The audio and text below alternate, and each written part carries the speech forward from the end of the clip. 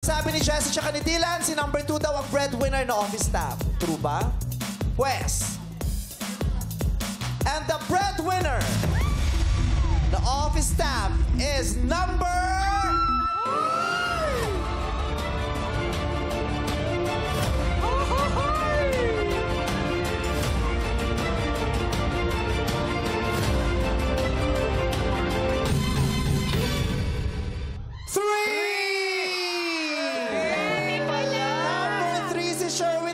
Pero may mga tama naman dito.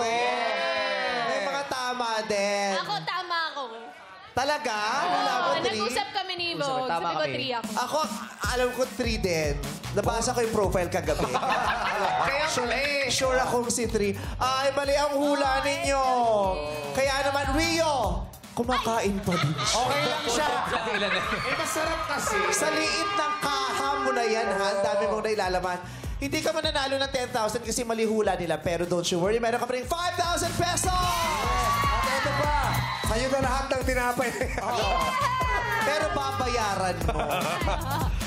So, si number 1, kakausapin natin. Lumapit tayo muna sa kanya. Number 1, anong totoo mong trabaho? Leasery. Brand ambassador po ako sa isang establishment. Brand ambassador ka. So, Skincare po. Pero breadwinner ka ba? Single mom na breadwinner po. Single mom. Sino binubuhay mo anak mo? And parents ko po, and yung tito ko po na iniwan din kasi ng pamilya niya. Breadwinner siya, pero iba yung trabaho niya.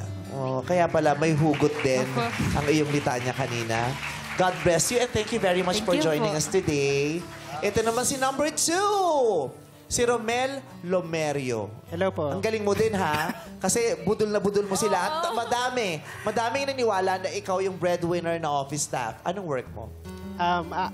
As of now po, ako po isang real estate agent and Real financial estate advisor. agent.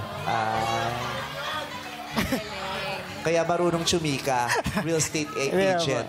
Congratulations ang husay mo. Thank you. Maraming salamat po. Pero eto na nga, kilalanin na natin at bigyang pugay ang totoong breadwinner na hinahanap natin ngayon. Siya ay walang iba kundi si number 3, Sherwin De Castro! Sherwin! Sherwin! Totoo nga, ikaw yung breadwinner na office staff. Opo, totoo po. Totoo po. So, ilang taon ka ng breadwinner? Bali, nag-start po yung pagiging breadwinner ko noong 2014. So, yun 10 po. years ago. Yes po. Bali, nag-start po Ilang taon ka noon nung nagsimula ka maging breadwinner? 13 years old. Magpo-14 na po. Ang aga mo na naging breadwinner. Opo. Ilang miyembro ng pamilya mo ang tinataguyod mo? Bali po, sa bahay, 16 po kami. Yung mga kapatid ko po is 7. Yung mga anak po ng kapatid ko is 6 po. Wow. Ganun po. Tapos si mama at nanay papa mo, po. papa Opo. mo. Almost 30. 16 kayo. Sa'yo Opo. lahat yun? Opo, kasi sa totoo lang po yung mga kapatid ko pong maliliit, part po ng teenage pregnancy. Yung kapatid ko po na mga babae, pinakabata pong nabuntis is 15 years old. Kaya po, wala po silang kakayanan na gampanan yung responsibilidad na dapat iniatang sa kanila. And then, yung ate ko din naman po, di rin po siya okay sa family namin. Ano po, hindi po siya, hindi namin siya kayang asahan sa mga bagay na financially. Kasi hindi niya rin kayang i-work out yung sarili niya na mag-grow. Then ilang beses ko na rin din po tinry na i-work out na mag-grow siya. Ilang beses na rin po namin ni mama at papa tinulungan para lang mabago niya yung buhay niya kasi kahit kami hirap na rin na itaguyod yung pang-araw-araw naming pangangailangan. Pero sinasagot mo pa rin siya o nagsarili naman na siya? Para po kasing nangyayari po sa kanya is bibisita lang po siya sa bahay kapag kakain lang siya, pag may times po na wala siya matulugan, doon lang po siya tutulog. Ganun po. Ang bigat no, 16. Kung di mo mamasamain ha, magkano ba ang kinikita mo sa isang buwan? Gusto ko lang i-compute. Paano yun pagkakasyahin ng 16 sa isang buwan? Magkano? Ano po? Actually, mababa po yung sinasahod ko. Less than 20K pa naman. Less than 20K po. Tapos, syempre, yung buhay po namin sa sahod, uutang, sa sahod, uutang. Bayad dito, bayad doon, ganun po. So, kumbaga parang sa ilang taon po na dumaraan, parang nakakapagod po bilang isang breadwinner na tinatry kong i-work out yung cycle ng buhay namin. Pero parang mas lalo kaming pinapahirapan ng tadhana. Kasi ako po ay nagtatry din pong mag-continue ng pag-aaral kasi hindi ko po na-continue yung pag-aaral ko. Dahil mas binabuti ko pong mag-earn ng pera ng mas bata pa po ako. Ayun po. Pero nagustuhan ko yung ano, kahit hirap na siya, bumalik siya ulit sa pag-aaral. Yun eh. Bumalik siya ulit.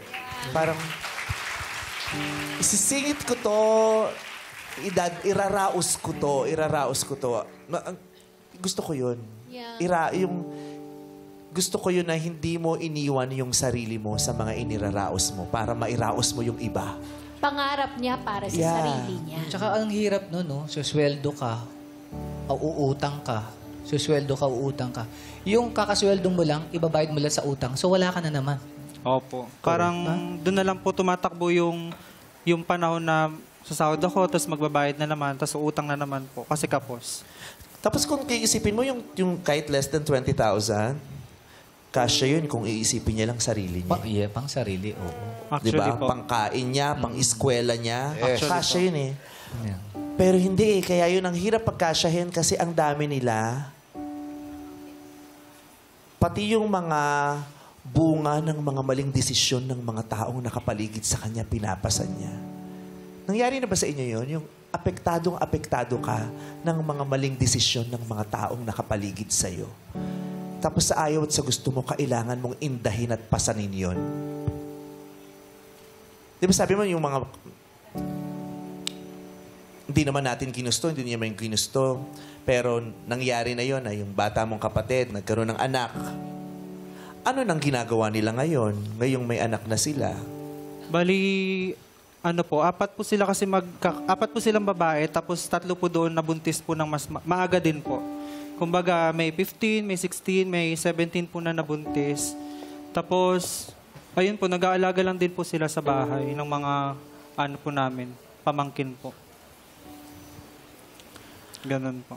Tapos si mama, since si mama wala pong trabaho, si papa wala rin pong trabaho, nag-aalaga lang din po sila ng mga pamangkin din po namin. Kasi yung ate ko po kasi, yung naiwan niya pong anak doon po sa bahay nakatira po. Tapos baby pa rin po yung bunso niya.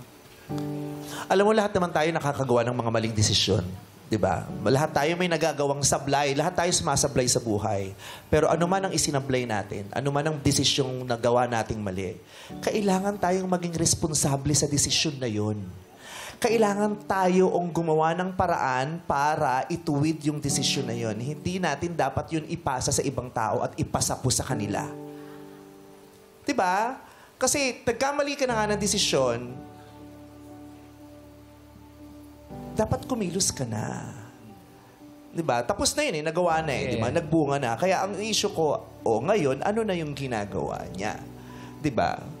Kung ang ibang tao kayang tumayo para sa atin, katulad niya, bakit hindi mo kayang tumayo para sa sarili mo? Diba?